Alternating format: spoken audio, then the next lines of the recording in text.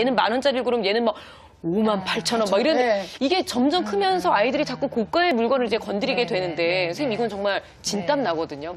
무조건 이건 비싸서 안 돼 이럴 수도 없고요. 네네 그렇죠. 그래서 정말 어떤 아이들은 좀 눈썰미가 있어서 딱 고르면 비싼 걸 그러니까요. 눈이 보배예요 진짜. 있어요. 그럼 어머님들 눈이 보배네 이제 이렇게 하시는데 사실 이런 것도 학습을 시키는데 되게 중요한 또 이렇게 교재 거리가 될 수 있고 공부할 수 있는 좀 기회가 될 수 있어요. 그래서 항상 우리가 물건을 살 때 원칙은 뭐냐면요. 아까도 왜 소녀 재벌 우리 나왔잖아요. 네. 우리 재원이. 예, 재원이 이렇게 막 돈 쓰는 아이인데 얘네들이 보통 가면은 이제 문방구나 이런 마트 요즘 마트 이렇게 가면은 너무 사고 싶은 게 많고요.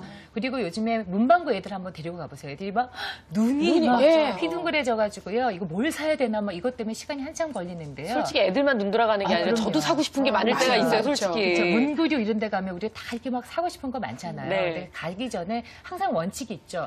필요한 것과 사고 싶은 것을 잘 구분하라. 그러니까 네가 정말로 오늘 필요한 것을 사야 된다라는 것을 아이랑 이야기를 하셔야 되고요. 그다음에 두 번째로는 근데 만일에 이걸 꼭 너무너무 사고 싶어. 예를 들면 필요하진 않지만 꼭 사고 싶다. 그러면 이거 말고 다른 대안이 있겠는지.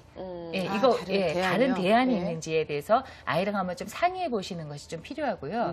그다음에 이제 세 번째로는 나가기 전에 이제 목록을 또 세우시는 거예요. 계획을 이렇게 좀 세우시고 그러면 이거를 내가 근데 꼭 필요하진 않지만 내가 너무너무 사고 싶어. 그러면 어떻게 살지에 대해서 이제 그 방법에 대해서 엄마랑 상의하는 겁니다. 그래서 뭐 용돈을 모아서 어떻게 사겠다든지 아니면 세뱃돈이 특별 용돈 있으면 그걸 가지고 어떻게 하겠다든지 그리고 그거는 언제 한 달 뒤에 사겠다든지 뭐 이렇게 해서 구체적인 좀 계획을 좀 세우게 하는 걸 엄마랑 잘 협력을 하시면 그걸로도 엄마하고 아이하고 서로 협상하는 방법 이게 아이의 자기 조절이 굉장히 중요한 그 기틀이 되는데요. 이런 걸 다 훈련시킬 수 있는 좋은 기회가 됩니다. 그래서 어머님들이 좀 공을 조금 더 들이셔야 된다는 거죠.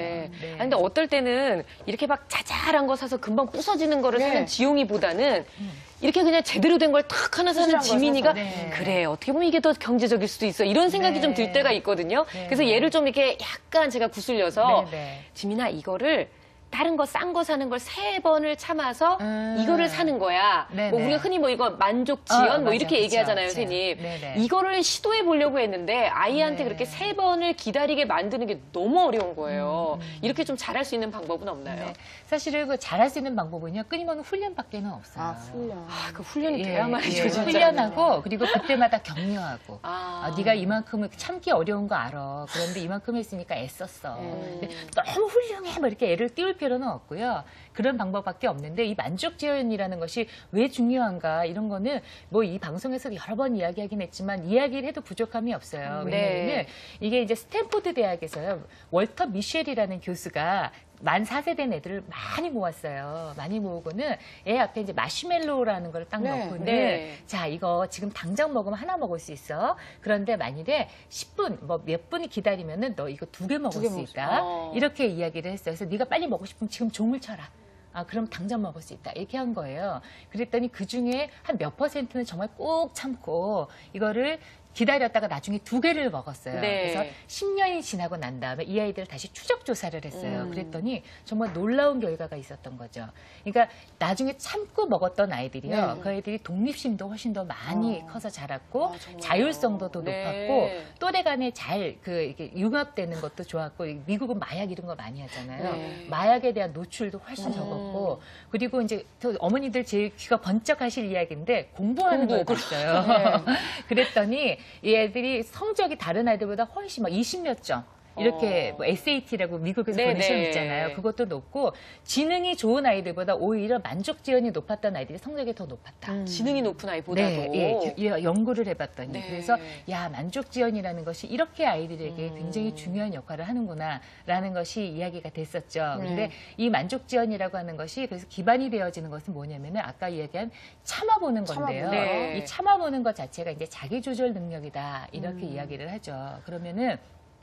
자기조절 능력이라는 건 어떤 거냐면은 다른 사람이 뭐라고 막 개입하고 간섭하지 않아도 사회적으로 이건 참 좋은 행동이야 라고 하는 것을 아이가 한번 해보는 거예요. 네. 그 자기 조절이라는 것은. 그 다음에 바람직한 목표가 있잖아요. 그럼 그 행동에 따라서 자기의 어떤 욕구를 조금 지연시켜 보는 거, 그러면서 행동을 한번 조절해 보는 거, 이것이 다 자기 조절 능력에 이게 좀 들어가게 됩니다. 그래서 네. 이런 자기 조절 능력이라는 것들을 우리가 평상시에 잘 키워줘야지 이것이 경제 교육에서도 네네. 뭐 물건을 산다 그럴 때도 이것이 좀 해당이 될 수 있는데 그런 방법이 있어요. 예, 방법을 이제 한 4가지 정도 이제 말씀을 좀 드릴 텐데 네. 첫 번째는 기초 공사를 항상 튼튼히 하셔야 되는데요.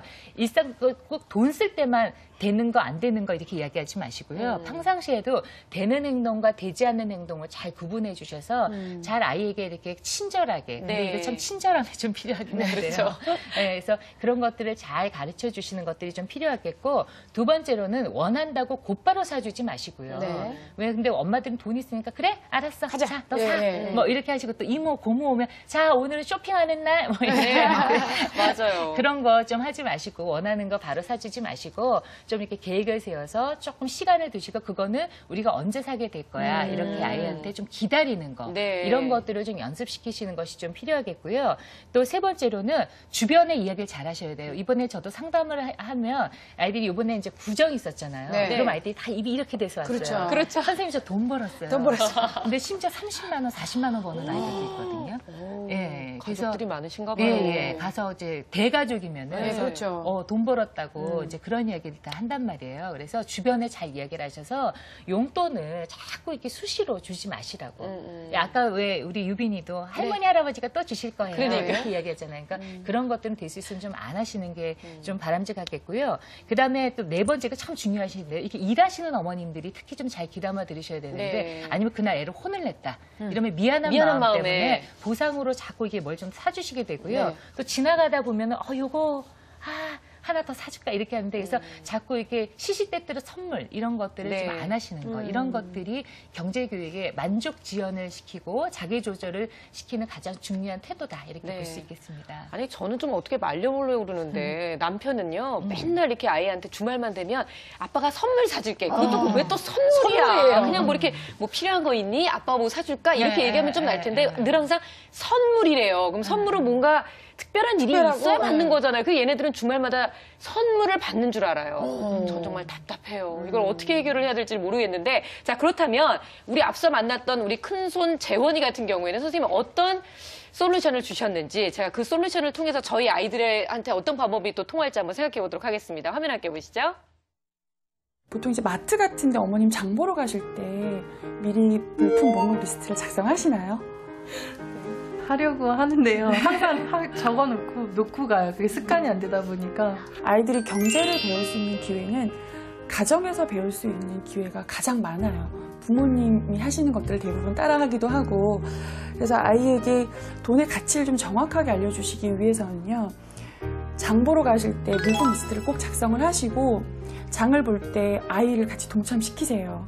그래서 목록을 적으시면서 재원이하고 같이 재원아 귤 한 봉다리는 얼마 될 것 같아? 아니면 두부 한 모는 얼마가 될 것 같아? 라고 아이하고 미리 얘기를 나눠보시고 갖고 싶은 물건이 있을 때에도 너 그런 거 도대체 왜 갖고 싶니? 라고 윽박 지르시기보다는 그게 갖고 싶구나. 왜냐하면 아이들이 무언가 사고 싶다는 욕망을 갖는 거는 아이의 상상력과 같이 연관이 되어 있거든요. 그래서 무조건 윽박 지르시는 게 아니라 네 마음을 이해를 하지만 우리 한 번 더 생각해 보자 라고 질문을 던져주시면 보통은 자기 학년에 곱하기 2,000원 정도를 기준으로 삼으시면 돼요. 1, 2, 3학년일 경우에는 자기 학년에 곱하기 2,000원이고 4, 5, 6학년 고학년일 경우에는 학년 곱하기 1,500원 정도의 규모가 가장 적당하시고요. 그렇게 되면 재원이는 4,000원 정도의 용돈이 일주일 동안 필요하게 되는데 이 4,000원 안에 소비뿐만이 아니라 저축이나 투자나 기부에 대한 항목도 같이 추가시키셔야 돼요. 투자가